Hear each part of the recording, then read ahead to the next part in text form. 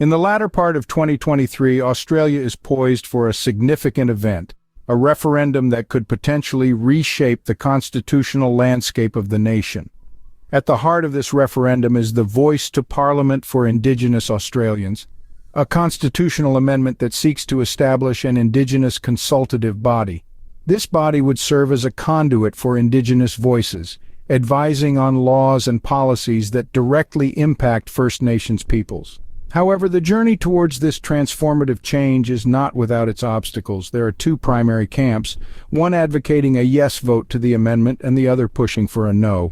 Each side is passionate, determined, and armed with arguments they believe underscore the validity of their stance. Amending a constitution is no small feat, particularly in Australia. The process is rigorous, requiring a double majority to pass, a majority of voters nationally and in at least 4 of the 6 states. Historically, few changes have successfully navigated this demanding process, highlighting the magnitude of the task at hand. Australia stands as an outlier among nations in its lack of official recognition of its First Nations peoples. This policy, a relic of its colonial past, has left deep scars on the Indigenous population. It has perpetuated significant disparities in health, employment, and incarceration rates, and has left a legacy of dispossession and marginalization. Yet in the midst of these challenges emerges an opportunity: the voice.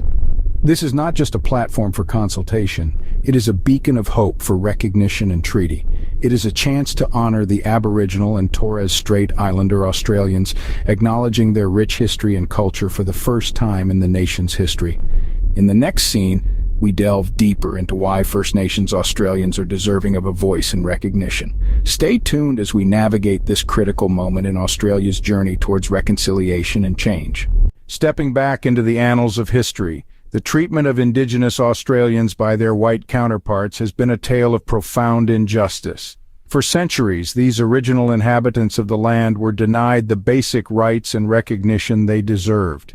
Not until 1962 were Indigenous Australians granted the right to vote, a right that symbolizes recognition as citizens of the nation. This delay in acknowledging their rightful place within society is a stark illustration of the systemic racism that was, and in some instances still is, prevalent in Australia.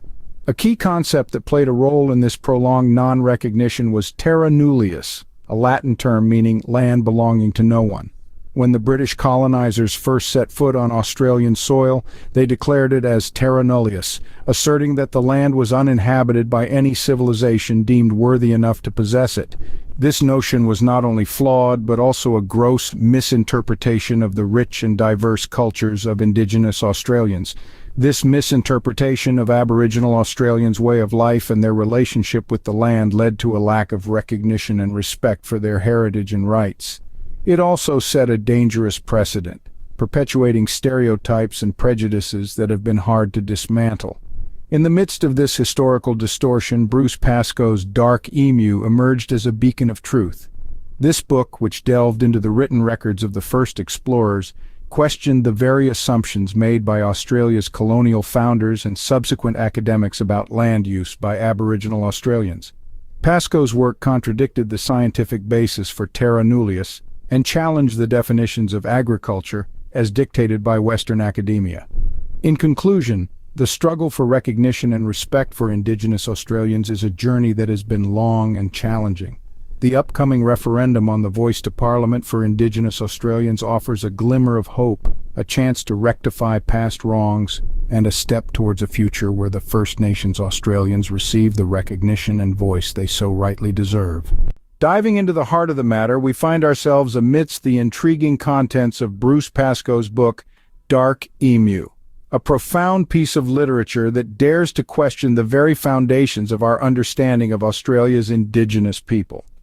Pascoe meticulously sifts through the written records of early explorers, challenging the long-held scientific justification for terra nullius, the notion that the land was uninhabited by any civilized society.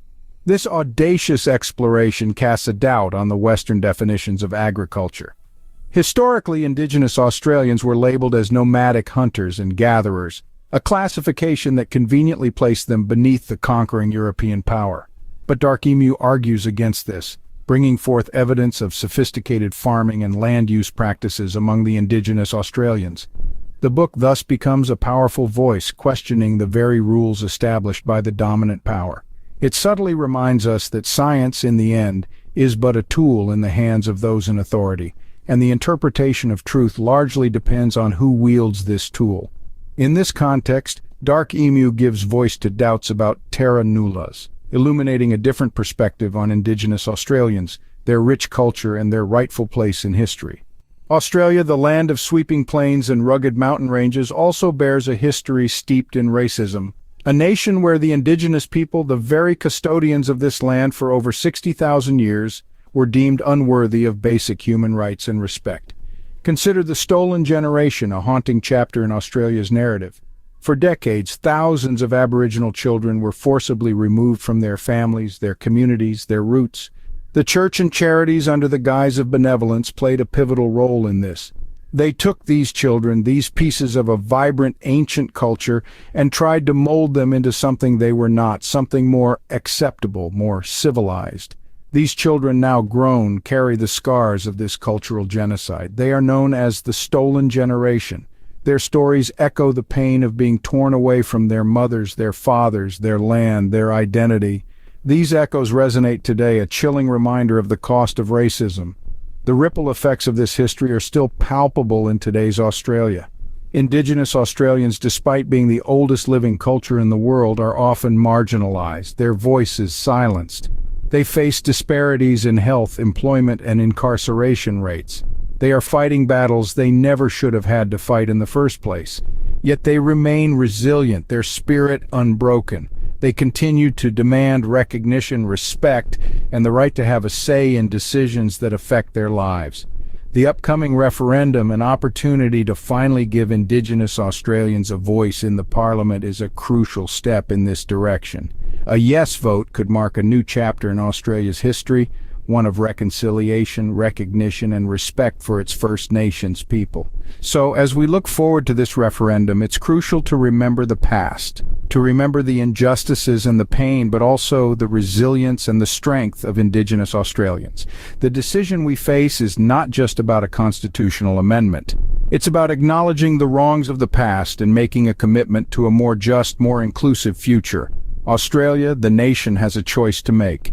Will it continue to wear the label of a racist nation, or will it rise above its past and embrace a future where Indigenous Australians are valued, respected, and heard? The answer lies in the hands of its people.